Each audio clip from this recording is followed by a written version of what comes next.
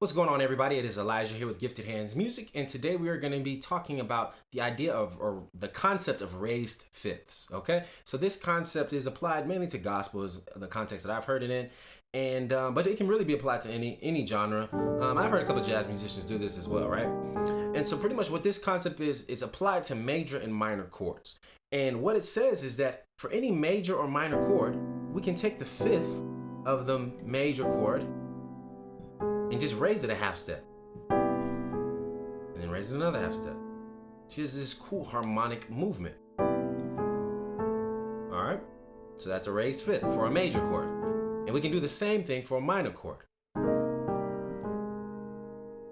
So that would be it for a minor chord. We kind of hit the seventh of a C minor chord, hit the fifth, right? Here's the fifth, which is G.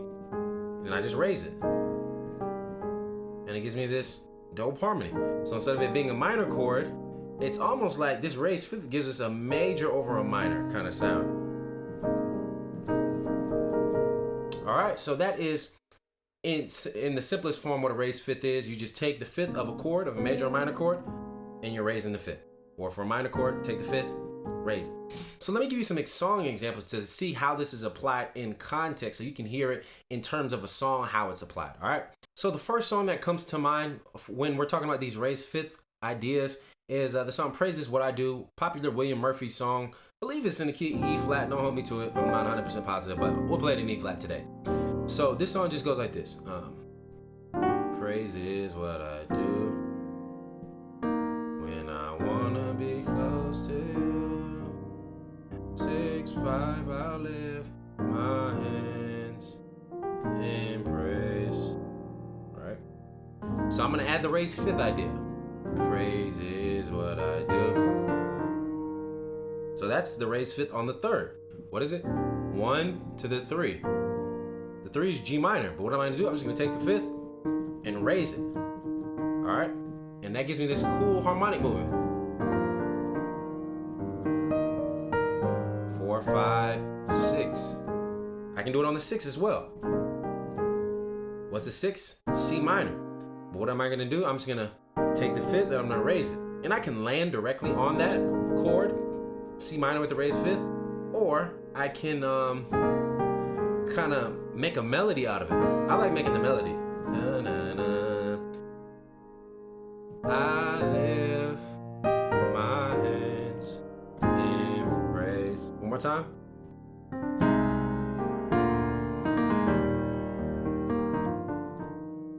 That's it on the 3, right?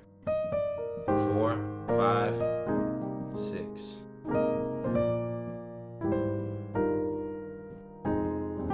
Okay, and then, I mean, you could do it on the 4. 6, 5, 4, 3. That's the 4 with the fifth. I took it and I raised it. 4, 3, raised fifth. 2, 1. And I could do it on the 1 too. Like I could overload any song really with this raised fifth concept. And that was just, I took the fifth. I didn't start on the fifth, I started on the raised fifth. Sharp 5, raised fifth, 7 to the 6. And I'm gonna show you exactly how to practice this, how to implement it, or how to get comfortable with playing these types of movements at the end of this lesson, okay? All right, so that's one song example. Let's move on to another song example. How about To God Be the Glory, popular gospel song. I think Andre Crouch wrote that. So, how does that go? To God be the glory, to God be the glory, right? So how do we add that raised fifth idea to this song? To God, raised fifth right there from the top. As soon as we hit that A flat chord, we can throw in that raised fifth, but we're using it a little bit differently. We're doing 1 chord. We hit the flat 5, the 5, and then that raised fifth, or the sharp 5. To God, yep, be the glory. 4, 3, 6, to God, 2, 4, 5, God.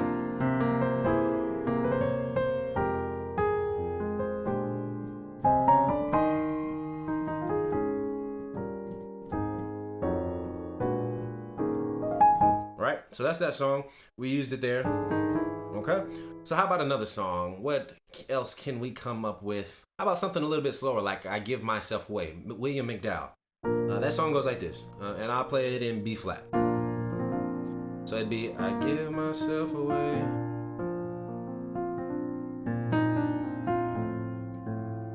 I give myself away so you can use me. All right, so let's play with the raised fifth.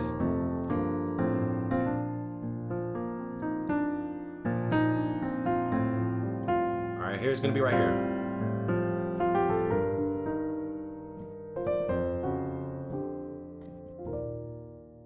All right, so I did it on the sixth. Give myself away, give myself away, I give myself away. So we did it on the sixth. The sixth chord of B flat is G minor, right? G minor. So I can do that, or just I'm simple. I'm just taking the fifth, raising it up a half step. That's all it is, and it just gives me this beautiful harmony. So I give myself away.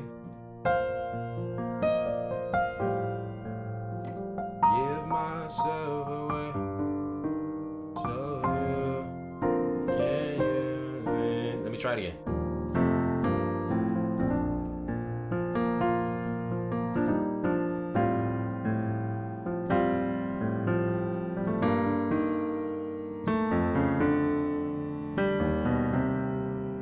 Or we can do that. Like, we can get fancy with it. That was just 6, 5, 4. But what did I do? I was able to embellish the chords, and you're able to add movement to your chords by using this raised fifth. So that was just give myself away, give myself away. So when we start on the 6, right? 6 chord, raise the 5th, 5 chord, raise the 5th. And so when we have a major chord, we can go up 2 whole, or we can go up a whole step. We can go up 2 half steps. It just depends on how tense you want it. That's very tense. And if you go up to the 6th, it resolves the tension a little bit. Okay? And then the 4. So 4, same thing. Here's the 5th. I started on the raised 5th though. Raised 5th, resolve it to the 6th.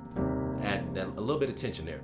All right, so that's another example. So let's use one final song to really get to master this raised 5th concept. Let's use the song, Israel Houghton's song, Alpha and Omega. So that's gonna be, we'll stay in B flat, and that'll be this right here. You are Alpha and Omega. We worship you, our Lord. You are worthy to be praised. All right, so that's the chord progression in B flat. And let's see how we can apply these raised 5th ideas. So it'll be something like this. 6, 7, 1, your Alpha and Omega. Raised 5th, right there on the 2 chord. And Omega. We can do it on the 3 too. We 4 to our Lord. 6 to 5. So I'll do that one more time.